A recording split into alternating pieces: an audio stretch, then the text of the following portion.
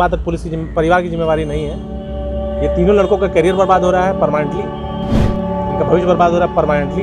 इसमें कोई स्कोप नहीं है कि पुलिस इनको मदद कर सकती है। और इसकी पूरी जिम्मेदारी इनके पेरेंटिंग की है, इनके गार्जियंस की। इनका फर्स्ट अपराध है और फर्स्ट अपराध इस तरह से इन लोगों ने कर दिया। मोबाइल सबके पास महंगा है। सरप्राइजिंग इंसिडेंट, मतलब ऐसा इंसिडेंट होना अपने आप में अजीब है। बायोलॉजी पढ़ रहा है, डी फार्मा करना चाहता था। बाकी 2 लड़के PCM कर रहे हैं, इंजीनियरिंग करना चाहते थे। सब अच्छे परिवार के हैं।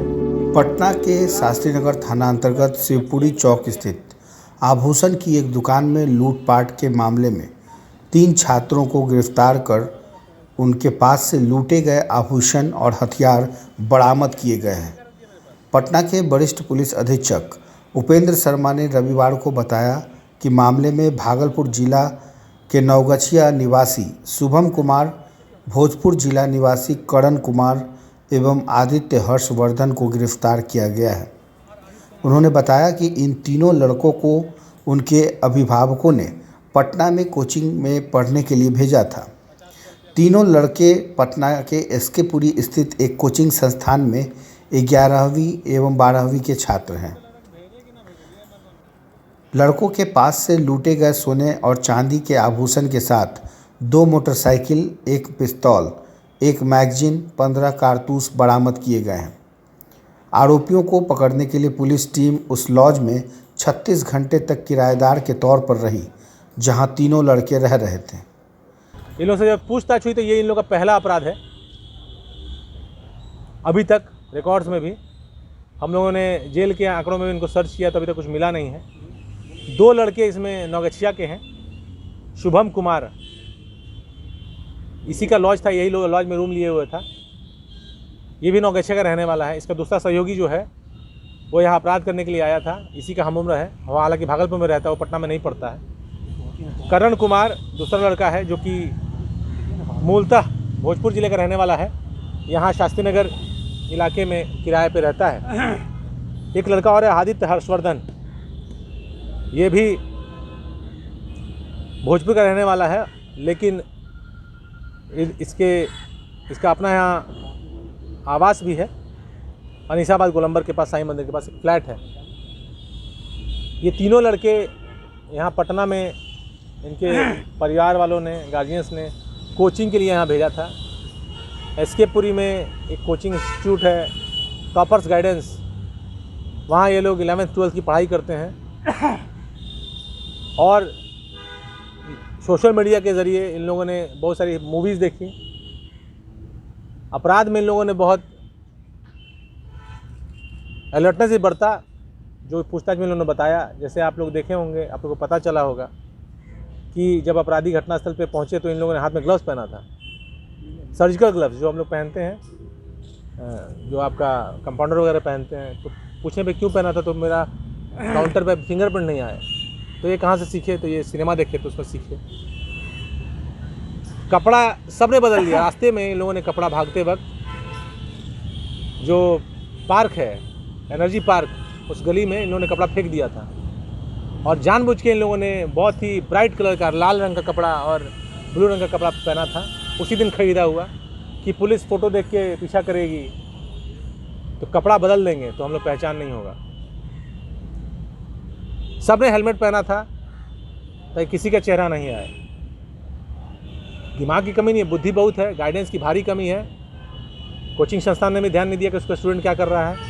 और पेरेंट्स जो नवगछिया में रहते हैं, चाहे भोजपुर में रहते हैं, उन लोगों ने ध्यान नहीं दिया कि वो बच्चे उनके क्या कर रहे हैं। शराब पी रहे हैं, सिगरेट पी रहे हैं, नशा कर रहे हैं, पिस्टल कैरी कर रहे हैं, पढ़ाई नहीं कर रहे हैं।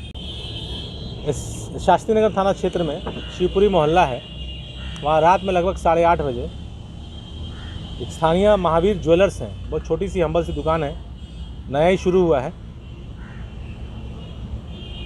रोड नंबर 0 में ये घटनास्थल है।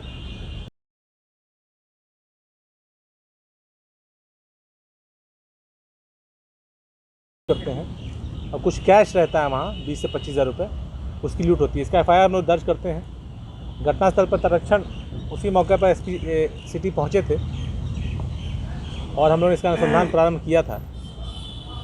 अगले दिन मैंने भी घटनास्थल का मुआयना किया था और जो विक्टिम है उनसे बात की थी, तो उसके बाद से कुछ लीड्स हम लोग को मिले थे। घटनास्थल का उद्भेदन हम लोग 7-8 तारीख तक कर लिए थे, लेकिन जहां अपराध कर्मियों के रहने की बात थी वो एक बहुत ही कंजस्टेड इलाका है। पुनाई चक में जो आप अटल पथ से सटे हुए जो संप हाउस देख रहे हैं, वहाँ से बगल में ही एक लॉज है, संकीर्ण गली, उसमें एक लॉज है, वहाँ ये लोग रहते हैं। और आइडेंटिफाई करना थोड़ा सा मुश्किल था, तो इन लोगों को पकड़ने के लिए हम लोगों की टीम को 36 घंटा लॉज में भाड़ेदार स्टूडेंट बन के रहना पड़ा।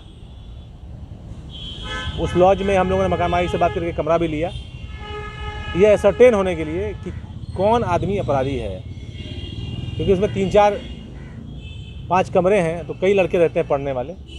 तो वहाँ पे अनुसंधान करने के बाद 36 घंटों में ये पता चल गया कि किस कमरे में अपराधी हैं, और फिर इन लोगों की गिरफ्तारी हुई। और गिरफ्तारी के बाद इसमें जो भी लूटा हुआ आभूषण था सारा बरामद हो गया है। 20,000 रुपये कैश था जो इन्होंने खर्च कर दिया गया है।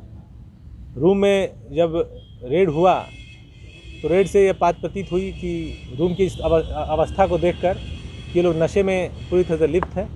बहुत सारे सिगरेट के बट्स थे, बहुत सारा पन्नी था, शराब की बोतलें नहीं मिली हालांकि, लेकिन ये लोग लड़के पूरे डिटेल्ड हैं। एक वेपन मिला है, पिस्टल, जो कि घटना में प्रयोग किया गया है। दूसरे वेपन के बारे में ये लोग बताते हैं कि वो इन लोगों ने बेच दिया है। आभूषण ये लोग बेच नहीं पाए क्योंकि ये लोग डर गए थे, ऐसा इन लोगों का कहना है। सारा आभूषण बरामद हो गया है, चांदी का भी, सोने का भी। 2 मैगजीन है, 15 गोलियां हैं। टोटल 4 अपराधकर्मी घटना में थे। 2 मोटरसाइकिल का इस्तेमाल हुआ था, एक पल्सर मोटरसाइकिल थी, एक एफजेड मोटरसाइकिल थी। पकड़ने का तो 50 तरीका, अपराधी कुछ भी पहन लेगा तो थोड़ी ना बच जाएगा, तो वो उसी के निशाने पे सब बरामद भी हो गया। यहाँ फेंका समझ बना अपने लॉज में गए थे, कहाँ गए? हाँ, वहीं लॉज में चले गए थे, लॉज में सूते।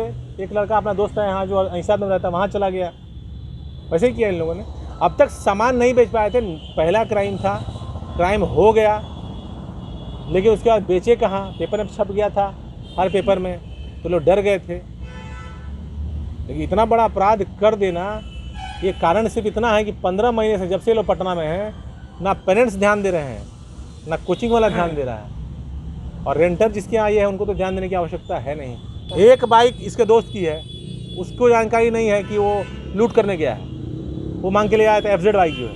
हथियार जो दूसरा लड़का है भागलपुर में जो करता था, नौगछिया का जो है, वही लेके आया था। एक इसका हथियार यहाँ रख दिया। अब वो लड़का पकड़ाना बाकी है। उसके सब लोग साथ के दोस्त हैं, सब हम उम्र हैं। इंजीनियरिंग की तैयारी कर रहे हैं। एक लड़का इसमें बायोलॉजी पढ़ रहा है, डी फार्मा करना चाहता था। बाकी 2 लड़के पीसीएम कर रहे हैं, इंजीनियरिंग करना चाहते थे। सब अच्छे परिवार के हैं। एक का पिताजी ठेकेदार हैं, एक के पिताजी एसपीएफसीआई में कर्मी हैं यहाँ पर बक्सर में, और एक और व्यक्ति है, उसके पिताजी क्या करते हैं? बिल्डर हैं, ठेकेदार हैं। पैसे की कोई कमी नहीं है। और जाहिर सी बात है, जो परिवार पटना में बच्चे को रख के पढ़ा रहा है, महीने का 15,000 खर्चा तो कर ही रहा है। लेकिन इसमें इस पूरे घटना और उसके उद्भेदन में एक ही चीज़ रिमार्केबल है कि 3 नौजवान का करियर बर्बाद हो गया। कोचिंग इंस्टीट्यूट की जिम्मेदारी बनती है? बिल्कुल बनती है। कोचिंग इंस्टीट्यूट में कोई बच्चा पढ़ता है, वो पैसा देता है सिर्फ ज्ञान पाने के लिए नहीं, उसका टेम्पररी गार्जियनशिप यहाँ पर है। अगर वो कोचिंग नहीं जाता है तो उसका फ़ोन जाना चाहिए गार्जियन को। वो अगर पढ़ाई नहीं कर रहा है, टेस्ट में कम नंबर आता तो फ़ोन जाना चाहिए गार्जियन को। ये मेरा काम नहीं है, इसमें पुलिस क्या करेगी? पुलिस कोचिंग वाले को ये नहीं ना सिखाएगी कोचिंग कैसे कराना है। आदर्श समाचार के लिए पटना से कुमार गौतम की रिपोर्ट।